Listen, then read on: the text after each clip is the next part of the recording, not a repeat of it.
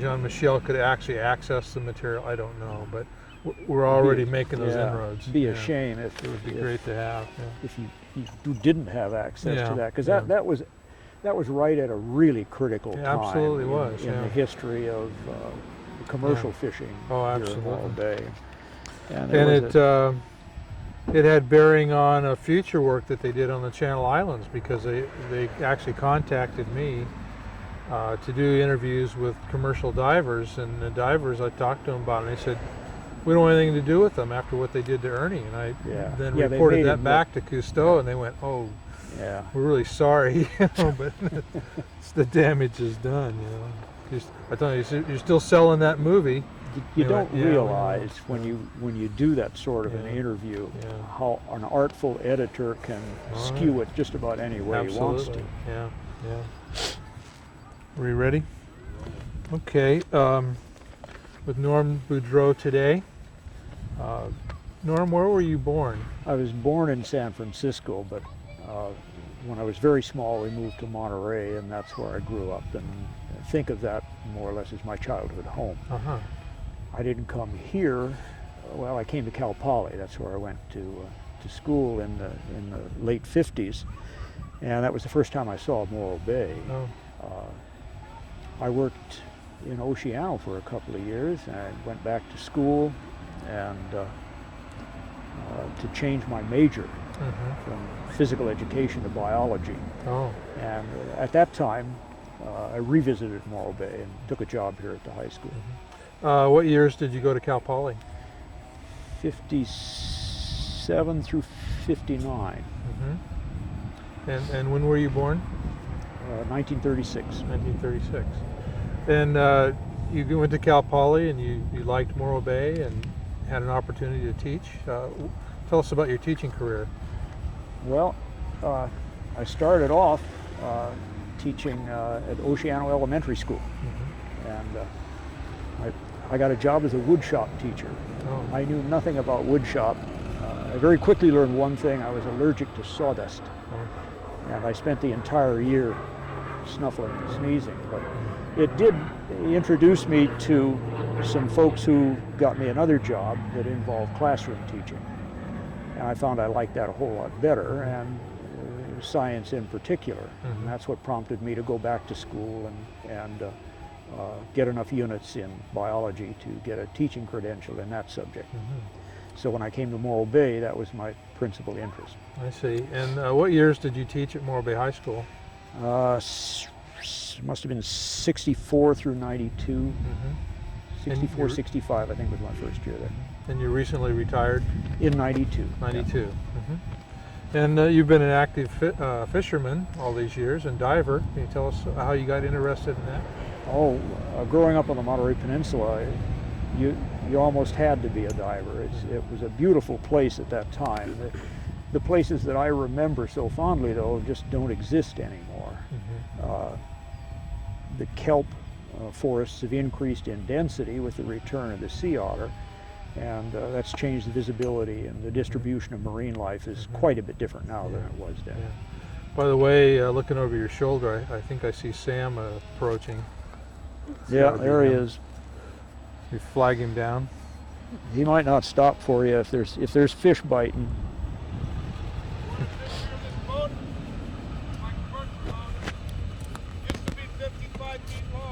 Hang on a minute, Sam. I'm sorry I'm late. As quick as we can, I'm sure he's going to be moving. So back to Monterey and diving. About when did you start diving? 54. My first wetsuit was several layers of sweat clothes. And you get a throbbing headache from the cold water. I remember. But, it was well worth it. It was just a beautiful place. Dive Point Lobos? I didn't like Point Lobos as much as other parts. Well, around 17 Mile Drive, Stillwater Cove was nice. Fan Shell Beach, Point Pinos was very nice. And I dove some inside the bay, inside the harbor. That Oh. used to be an interesting Yeah. place to dive, all the junk on the bottom. Oh, I bet. Yeah. So were there still abalones there in those days? Everywhere. Everywhere. Every stacked on top of one Oh. another. Mhm. It was, we never thought we'd see the end of them. Yeah. It was hard to believe that they could vanish so quickly. I got my last red abalone at Target Rock in 1965. So At Target Rock, yeah, legal red. Huh. Well, so they were around. And did you rod and reel fish too? not much. Not much. No. Yeah. How about commercial fishing? You ever engage in commercial fishing? No, I never did any commercial fishing. Okay. But as a scientist, you had some interest probably. Yes. Did I you enjoyed, specialize in any invertebrates or fish? marine invertebrates, I suppose, would be the field I was most interested in. Mm-hmm. Any particular animal that struck you as unique? Not so much an individual animal as just the interrelations between them. Mm-hmm. And did you continue to fish after you came to Morro Bay? Yeah. Mhm. Dive. Dive. I didn't hook and line much, but I enjoyed spearfishing and diving for abalones and clams. Yeah. Did you have a boat when you first moved to Morro Bay? Not really a boat. I've always had skiffs and things like that. But when I came here right away, I started building a big boat. Oh, you did? And my first trimaran, 38-footer, the Vesta. And I sailed that for 20 years before I started the next one, the Go, which is my present boat. Mm-hmm. And you prefer sailing? Yeah, I guess so. Channel Islands, you spent time on Channel Islands? I love the Channel Islands. Yeah. Santa Cruz Island, about my favorite place in the world. Oh, it is. Yeah, they're all different.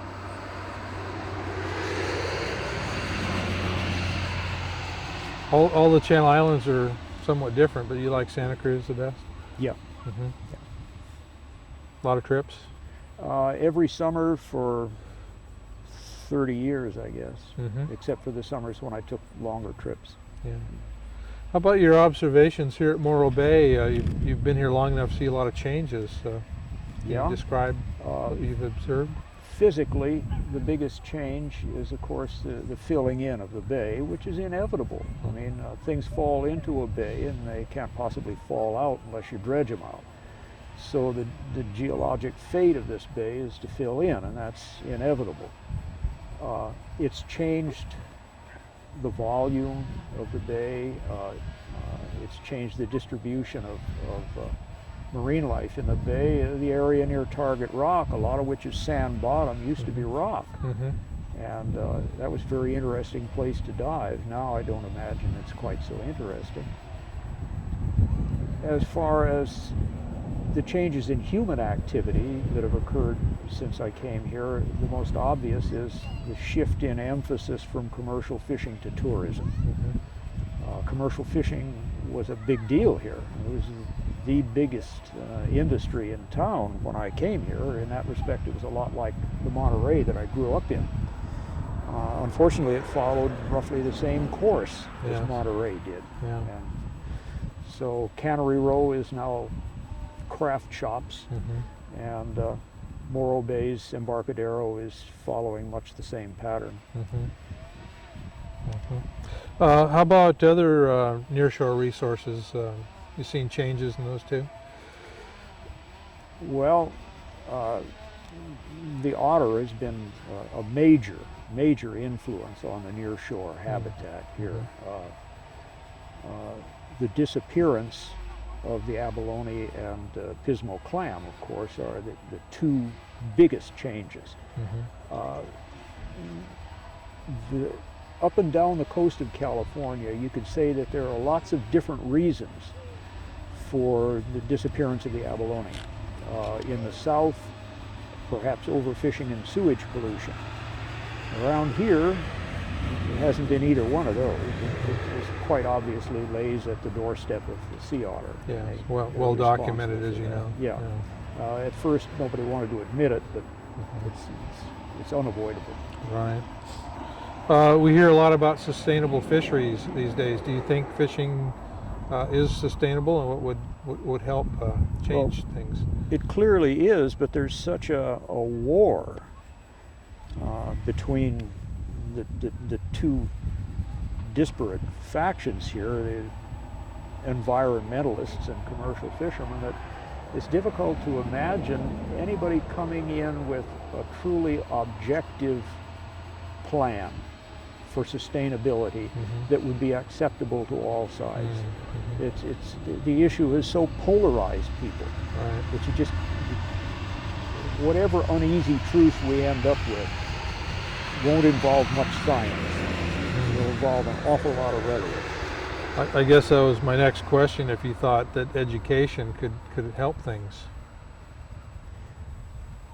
Yes, I suppose it can, but the people who really do get involved in these issues invariably have deeply entrenched vested interests.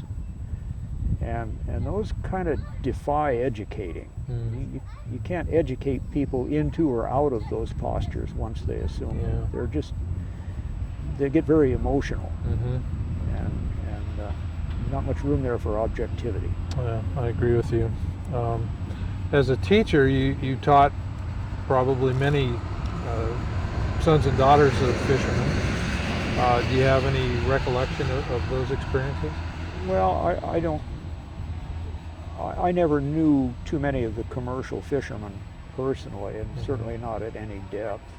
I had lots of their sons and daughters in classes. No, I couldn't really say that I knew them, though. Not in that respect. Do you see, though, youngsters that you taught involved in fishing these days, or marine Every business? day, I met Dean Heilman down here the other day, and he's a game warden now, and Paul Dunn, who's a biologist for PG&E now, I guess. I see him quite regularly down here. I suppose if I scratched my head, I could come up with a pretty long list. I imagine you could.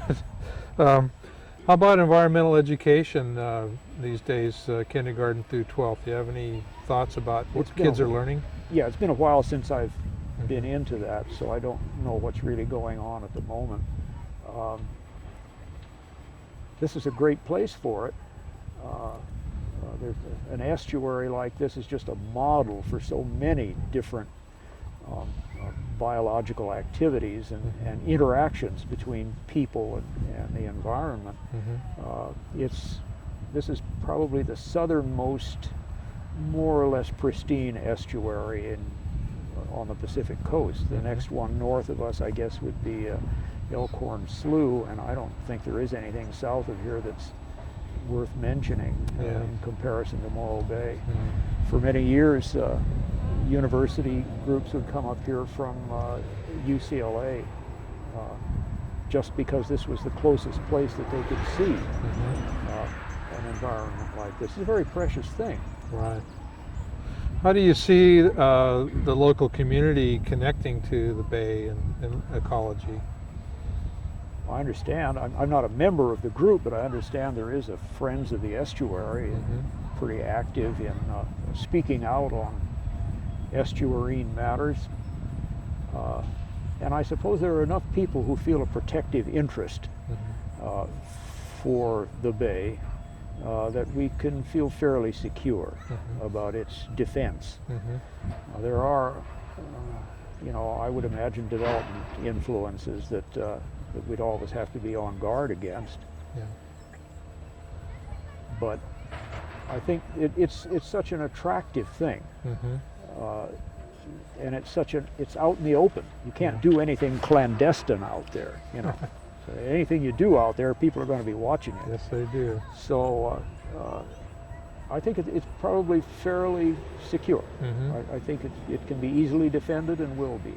Do you favor local involvement over federal involvement, or do you trust the government to do the right thing? You need both. You need people who feel very strongly about the place, who live here, right here locally. But you need the objectivity of distance. You need people from far away saying, I know you have a tremendous economic interest in this development on the bay, but we have to look ahead to future generations and kind of take it easy on the place environmentally. So there's room for both influences. Do you have a favorite place locally that you still like to go to occasionally? I like slogging around out in the mud. Yeah. I think that's a neat place. Yeah. Do you wear boots when you slog around? Not always. No. Kind of like to wiggle your toes in it. How do you get out there? Oh, I have a little skiff. Oh, you do? A little raft I can row out there. Mm-hmm. Years ago, one of my favorite activities was gooey ducking. Oh, yeah. But it's been a long time since I've seen a gooey duck out there. Yeah. What's a buoy duck? Gooey ducks are very large clams that live very deep down in the mud. And what's the most unusual thing in all your ocean experiences? I consider you a real waterman. You've done a lot of different types of water activities. What's the most unusual thing you can recall seeing? Boy, I wish I'd have read that question before. Well, it wasn't on the list. I'd say the most remarkable thing I saw, it's not unusual at all, but it stands out in my mind, was the dramatic effect that the return of the sea otter had on the nearshore environment. Without making any value judgments about whether it was good or bad, the return of the otter changed the circulation of water near shore by encouraging the growth of peak kelp.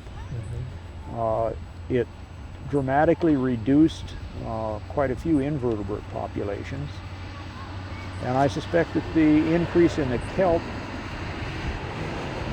may have had its own kind of a secondary influence on the biota of the near shore. But that change is the most remarkable thing I've seen in my years along the coast. Yeah, it was remarkable. Did you ever climb Morro Rock? Yes. Did you? Oh, yes. Yeah. With all my kids. Oh, I took all your children. Tell us about your children.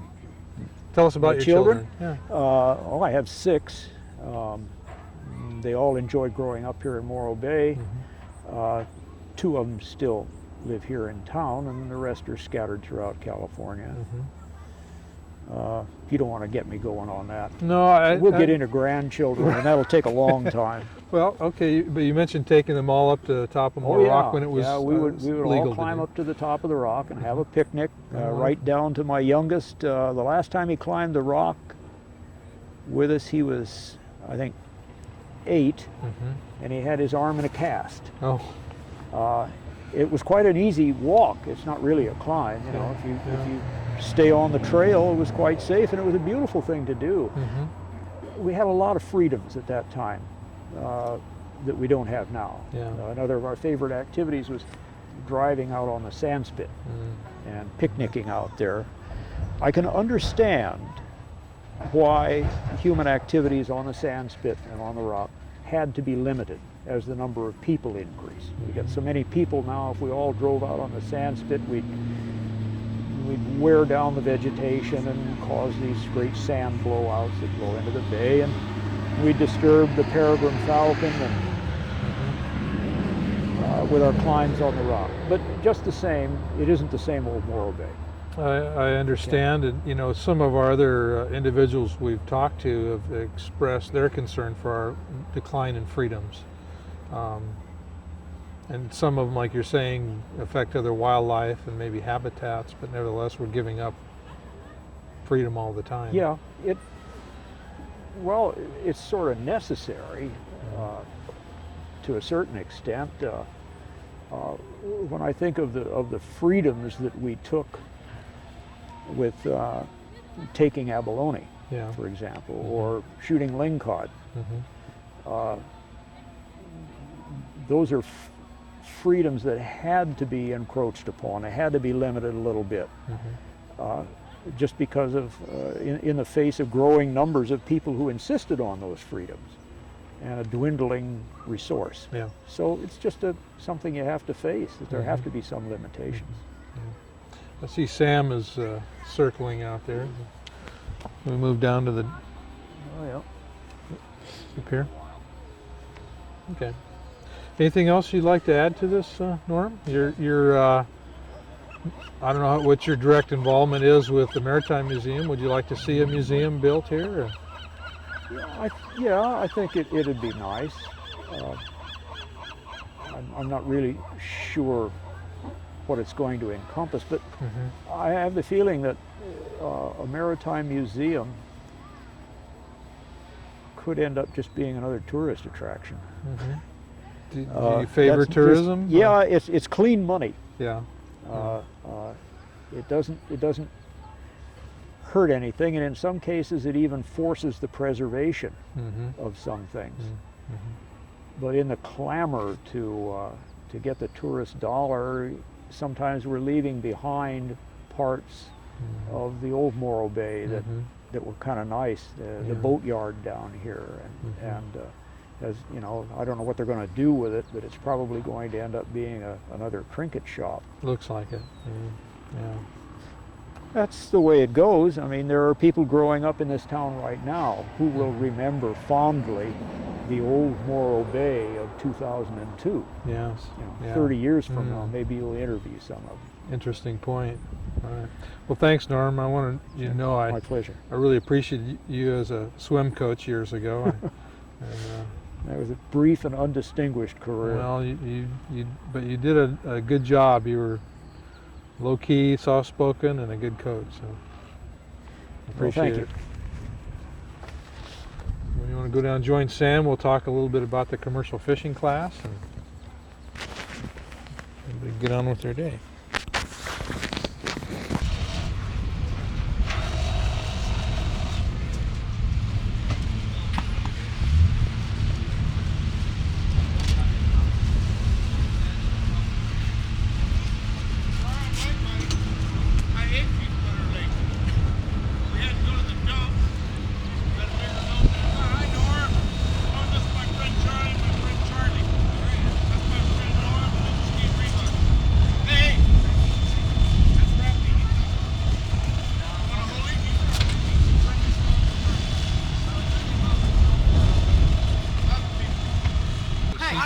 I'm Sam. Hi, nice to This meet is you, Charlie Sam. and Charlie.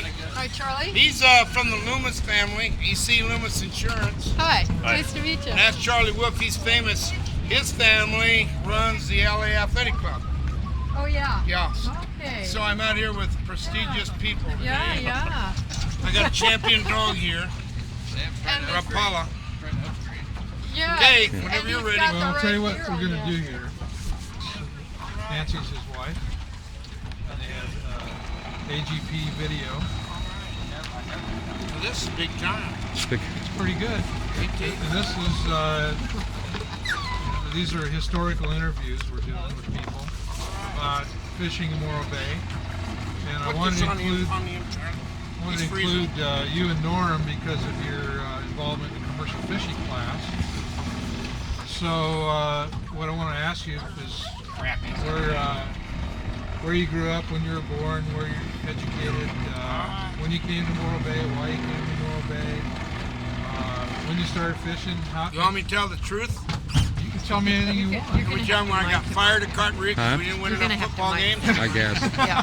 Sing about football. Steve. Here and they get on the boat and they do the tour and they do all the stuff around the water. And our own kids here that go to grammar school here, they can't come down here at all. They still Let can't. them anywhere near 'em. District's afraid to death of liability. Yeah. They got in a big lawsuit that would probably bankrupt them.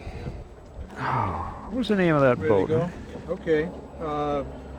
We're with Sam Boyd here in Morro Bay today. Sam's our old football wrestling coach, all around good guy. Getting bigger all the time. Actually, lost some weight. Yeah, about a half a pound. Yeah, there you go. Sam, tell us where you were born and where you grew up. I was born in Pomona, California, and moved to Arizona when I was about 12. Back and forth a couple times, ended up graduating from high school in Williams, Arizona, a long ways from the ocean. And where'd you go to college? Went to college in Western State College in Gunnison, Colorado for my BA, and I got my master's at Cal Poly. And when'd you come to Morro Bay? Came to Morro Bay in 1960. And what'd you do here? Walked into a metal shop that had 6 benches stacked on top of each other. I started a metal shop program and taught a lot of metal shop and PE. And you at one time had a commercial fishing class here in Morro Bay, which is rather unique. Tell us about that. I had 60 kids. I actually had 2 classes. I had 60 kids, and I really enjoyed the class. And those days you sort of picked what subject you wanted to teach, and as long as you could provide a curriculum and everything. So I really enjoyed it. I was highly interested in commercial fishing, and which I got into commercial salmon fishing. And I was always sympathetic to the fishermen, loved to hear their stories and different things like that. So it was sort of a natural. What kind of things did you teach? I taught a little bit of everything. Mainly, I had a commercial salmon boat, and a lot of stuff I just bring off the boat and take it up, and we do everything. Learn which side you put the hook on spoons, learn how different hoochie links, you tie your hooks differently, learn everything we could about salmon fishing, because occasionally I could place one of my students on a salmon boat as a deckhand. That was the goal. And then we actually had a book. It was pretty much our curriculum. It was written by a commercial fisherman, a small little homemade book. There wasn't even textbooks on the subject, but we did have one, a gentleman that taught up the boys' school, and we pretty much used that book, covered that book pretty thoroughly for our textbook. And there's all kinds of things in the Chapman book. I don't know if anybody's familiar with a Chapman book. It's about that thick. It's got navigation. You could study that book in a 4-year course. And we picked some pertinent parts of that book and studied that book also for our textbook. And then I'd have a lot of speakers in. Game wardens, people that made their living, even writers that wrote about the sea. Anybody that had anything to do with the ocean, had Burgess come up, some of their skippers, and about one day a week we had speakers come in. So it was pretty neat. Didn't have much in the way of funds, so we sort of started pouring some weights and making our own money and buying our own equipment, doing our own thing. Well, then they outlawed that, and we just got by the best way we could. Fact is, Pacific Telephone gave us 10 tons of lead a year, and we were sort of in the lead business, but lead's not too good for you, so we had to quit doing that. I know you have some ideas about education, that some kids aren't going to make it to college, and you were trying to teach them things that would provide a career for them. Could you go into that a little bit? Yes, in my mind, about 50% of the kids are not going to go to college, and the way people are thinking nowadays, everybody's going to go to college, and it's not going to happen. They're just kids aren't interested. They want to get out there and go to work. And you know, they're really handicapping the fishermen, the commercial fishermen, so there's not as many jobs in that area. But anything they can learn, we even had a welding unit, anything they can learn about anything just to get their interest, find out where their interests are, then we can send them over to Cuesta College or, you know, to get some vocational training. But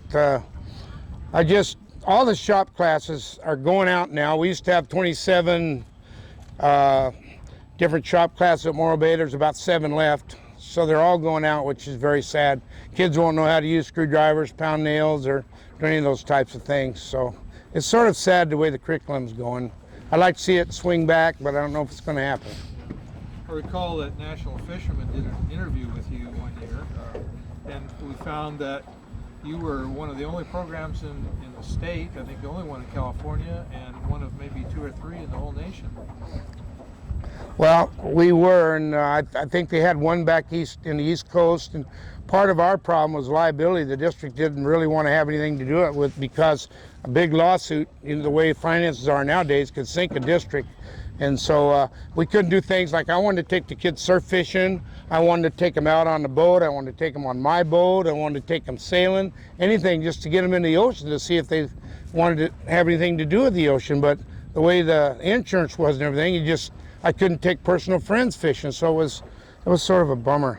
But I still remember that article, and I had that article. It was on the front page of the Telegram Tribune. It was a great article. A guy came up and really told the kids some interesting things. One of the things he told us, he lost his deckhand. That was interesting. Down in Mexico, and he tried to find him, but never found the guy. And I know 2 or 3 boats have lost their deckhands off the back of the boats. And So that always interests the kids, the morbid side of it. That's good. It was a lot of fun. I really enjoyed that class. How long did you teach that class? If I remember right, I'm getting old. If I remember right, it was probably 5 or 8 years, something like that. And you integrated it besides the industrial arts aspects. You got into home ec and biology, and we have Norm Boudreau here who joined up with you in teaching biology. Can you go into that? Norm did a great job. We went over the major parts of fish. He taught that unit. We took him over to home ec. Nancy Morro did cooking with the kids, because when you're on a boat, there's only usually 2 people. So you do your own cooking. You have to mend shirts, whatever you have to do on the boat to stay out there for long periods of time. So Norm was a viable, it was interesting too, because I had to learn it. I had to learn more about fishing, and Norm was really into marine biology, so he taught me a lot. He taught me a lot about navigation, practical things about navigation, where he sailed to the islands out here with a sextant. That's all he came in. I have GPS, I have all the modern equipment, computers, and I couldn't believe that he'd go take off across that ocean with very minimal navigation, you know, and learning about latitude and longitude. I'm not real sure I still have them straight, because, well, I do now because of the GPS, but we used to use Loran more than latitude and longitude, and we used to use Loran lines. So it's pretty neat.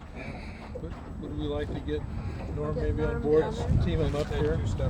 Yeah, Norm and I are still going together. We went to Mexico together about 4 years ago, had a great trip. Yeah. All the way he went down there and helped me get my boat. And then I go out and stay with him in the islands. Todd Tognazzini, myself, and another young man went out and stayed with him. We had a great trip out to, what island was that? Santa Cruz. Santa Cruz Island. Had a great trip. Stayed in one of, he taught us how to anchor up. Yeah.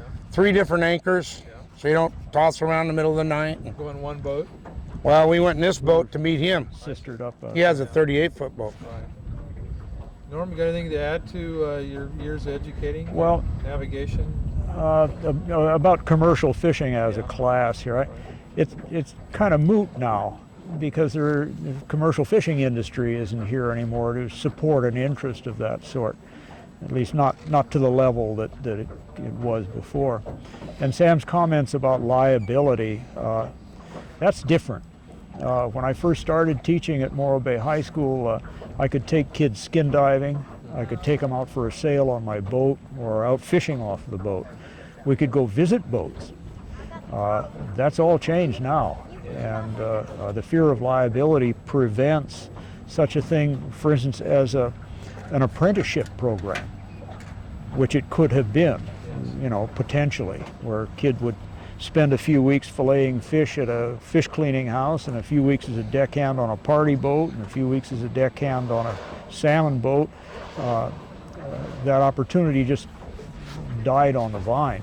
The other possibility with a commercial fishing class is broaden the scope and not call it commercial fishing, call it marine resources, and deal with every kind of economic contact between humans and the sea. That'd make it a more academic kind of a thing. It wouldn't just focus in on commercial fishing. And you still could do that, I guess. Yeah. In a large high school, you might even drum up enough kids to make up a class. I asked Norm earlier about what was the most unusual thing he's ever seen in his years on the ocean. What, you got any? Well, there's a couple things I'd like to say. One day, up here right off of Cayucas, just above the domes, I was going along there and I saw something looked about the size of a Beetle Volkswagen, but it looked like it was from outer space.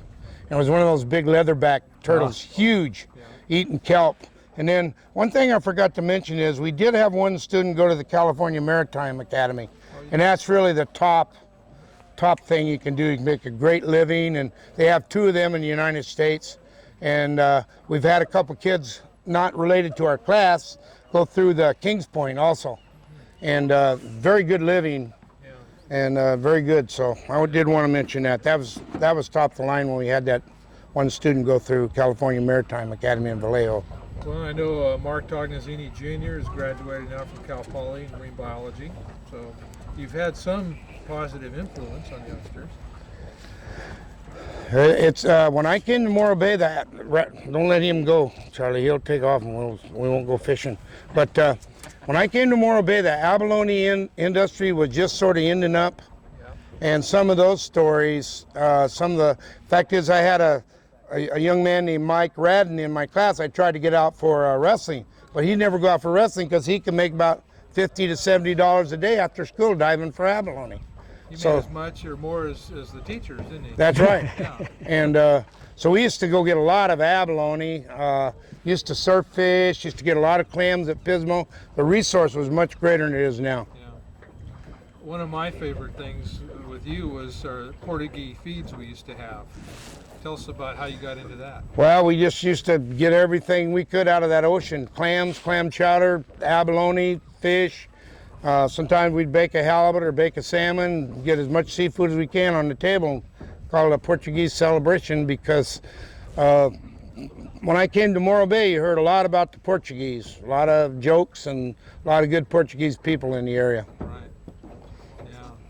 Well, and you were attempting too to focus us on a better diet, get us out of the foster freeze and into something even better. There's nothing like seafood, and there's still to this day.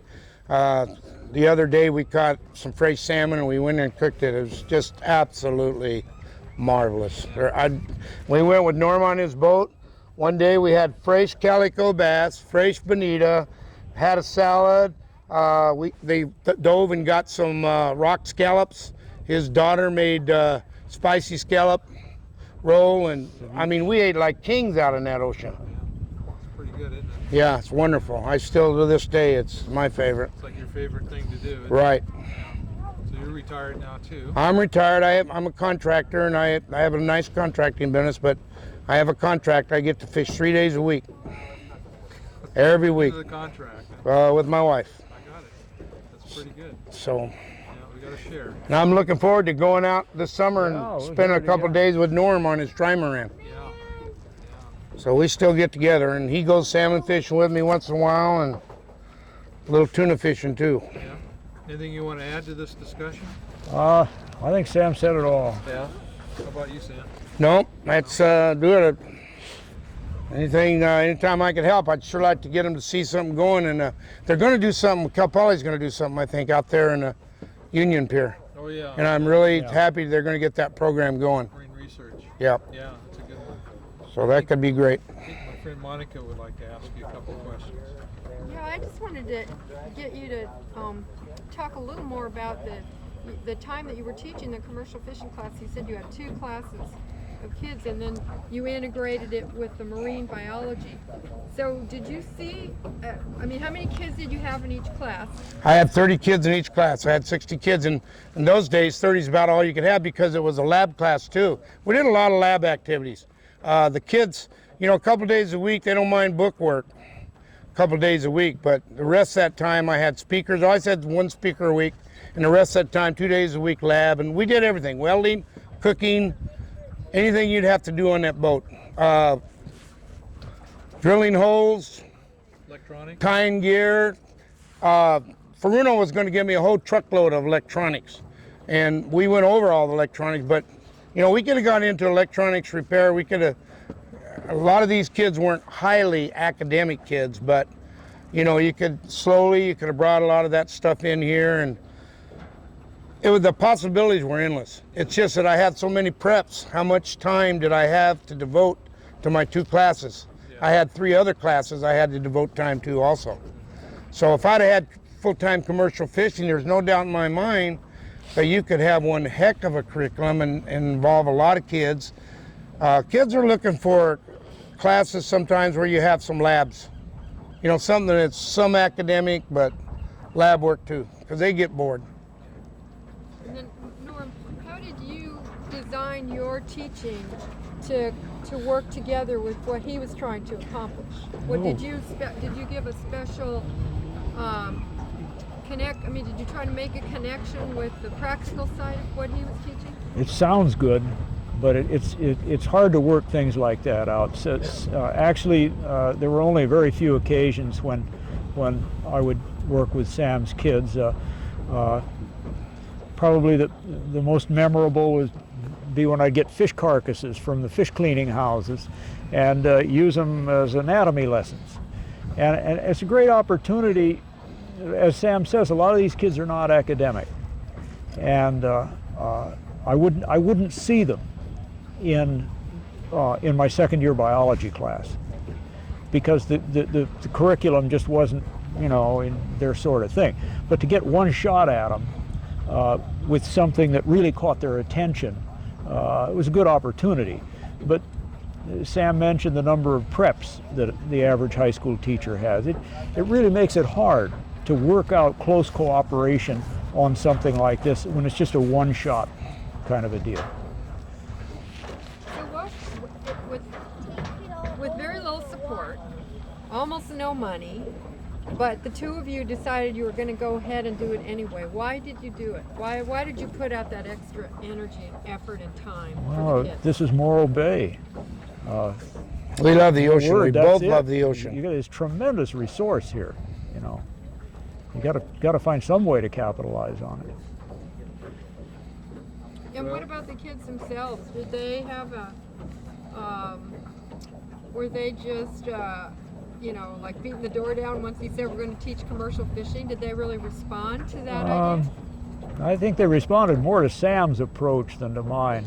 My resource was so much greater because I had the tackle, I had the boat, I had everything. I knew everybody in town. I could get the speakers up there. And I don't know, did you ever speak in my class, Steve? Yeah, both of them. Yeah. See, so I had the resource because I was a commercial fisherman in the summer. Was probably a lot greater for me. But, you know, our biology unit, the one we did where we did the fish, went down and got the carcasses. I mean, my most uninterested kids love that. They really were into it. So we could teach them some biology and why it's important. And now it's more important than ever because of they're raising the different species in the ocean, and it's going to become more and more important. Yeah, it is. Well, you both had a good influence on me, and I appreciate both of you very much.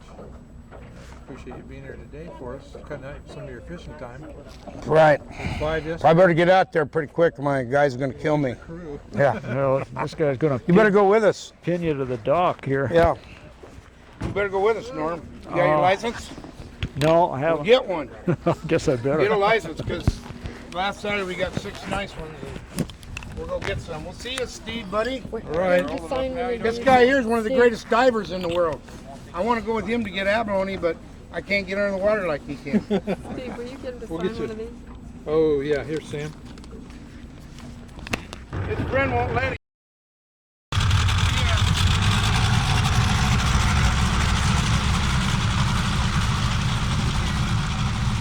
Barney C. Who's Barney C? That's my father-in-law, Oh, gotcha.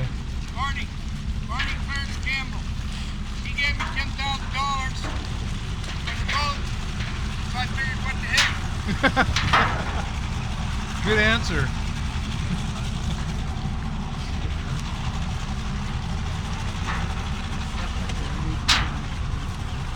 Oh, don't you do that now. We don't want to fish. Morning, guys. Back there. Yeah, we're done.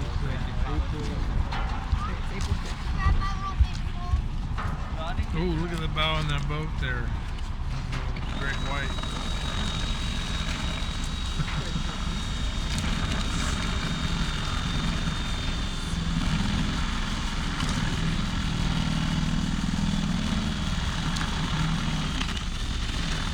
How you doing there, young man? What's happening?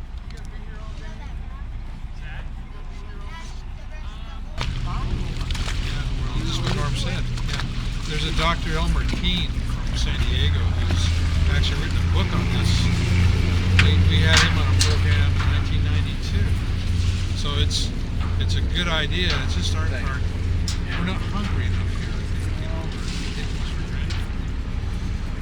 You know, I hate to speak ill of the environmental movement in general, but in specific cases, it's gone off that clock.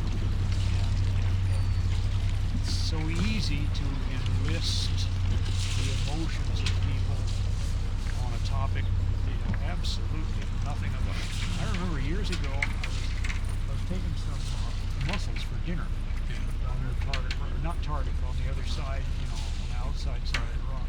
And I'm standing there on the mussel bed, and I got this abalone on, and some guy up there just goes ballistic, and he says, "Don't you know this is a reserve?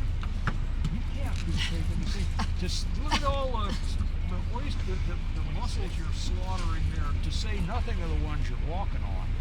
Well, you can walk on mussels; it doesn't hurt a bit. I mean, they're built to withstand 10,000 tons of wave shock. Yeah, right.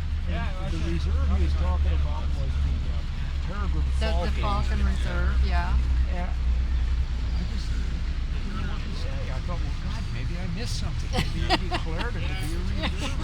So I went around and looked, and I saw peregrine falcon. The guy was gone. I dreamed of all these neat retorts for it. I'm real careful to work around peregrine falcon.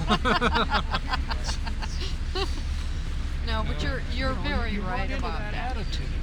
You're very right about that. And we can't possibly get enough information out fast enough as these issues come up that people can actually see, the logic that People are just so knee-jerk. yeah. And then the Mammals changes happen. protection. Jesus. I went back, testified before House Subcommittee last October. Yeah, they're not endangered. They're not threatened or endangered. Well, we're the ones that are threatened. Turn that tape back on.